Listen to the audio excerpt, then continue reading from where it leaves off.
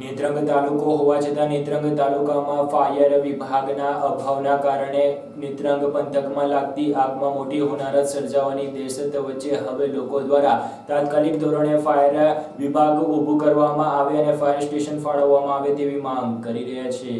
ભરૂચ જિલ્લાના વાલિયા અને ઝઘડિયા તાલુકામાંથી 76 જેટલા ગામોને અલગ પાડીને નવો તાલુકો બનાવવામાં આવ્યો હતો। નવો તાલુકો નેત્રંગ બનવા પાછળ રાજ્ય સરકારનો મુખ્ય ઉદ્દેશ હતો કે આદિવાસી વિસ્તારની વસવાટ કરતી પ્રજાને સરકારની વિવિધ કલ્યાણકારી યોજનાઓ લાભ અને બિનજરૂરી અને જીવન જરૂરી પ્રાથમિક સુવિધાઓનો ઘર આંગણે મળી રહે, જેથી સમગ્ર સર્વાંગી વિકાસ થાય તે માટે નેત્રંગને સરકાર દ્વારા વિકાસલક્ષી તાલુકાની જાહેરાત કરવામાં આવી હતી। પરંતુ કમનસીબ નેત્રંગ તાલુકામાં પાયાની મૂળ સુવિધા એવી ફાયર બ્રિગેડની સુવિધા જ નથી। નેત્રંગ ટાઉનના જીન બજાર, જવાહર બજાર, ગાંધી બજાર, ચાર રસ્તા વિસ્તારમાં અનાજ, કરિયાણા, કાપડ, ઇલેક્ટ્રોનિક્સ અને જીવન જરૂરિયાતની તમામ ચીજ વસ્તુની દુકાનો આવેલી છે। સાથે સાથે ગીચ વસ્તીમાં લોકો વસવાટ કરે છે, ત્યારે તાલુકાભરમાં દિવ્ય ભવ્ય શાળાઓ, કોલેજો, દવાખાના, સરકારી ઇમારતો, પેટ્રોલ પંપની રાત દિવસ ઔદ્યોગિક એકમો ધમધમી રહે છે, જેમાં મામૂલી આગ વિકરાળ સ્વરૂપ ધારણ કરતા કાળી મજૂરી કરીને વસાવેલી ઇમારતો બળીને ખાખ થઈ રહી છે। ત્યારે અનિવાર્ય કારણોસર આગ લાગે ત્યારે લોકો આગ ઉપર કાબુ મેળવવા માટે ફાયર બ્રિગેડનો સંપર્ક કરે, પરંતુ અંકલેશ્વરથી લશ્કરોની ટીમ નેત્રંગ સુધી પહોંચે ત્યાં સુધી ઘણું મોડું થઈ જાય। આવી ભૂતકાળ સમયમાં અનેક ઘટનાઓ પ્રકાશમાં આવી છે, છતાં સરકારી તંત્રનું પેટનું પાણી હાલ્યું નથી।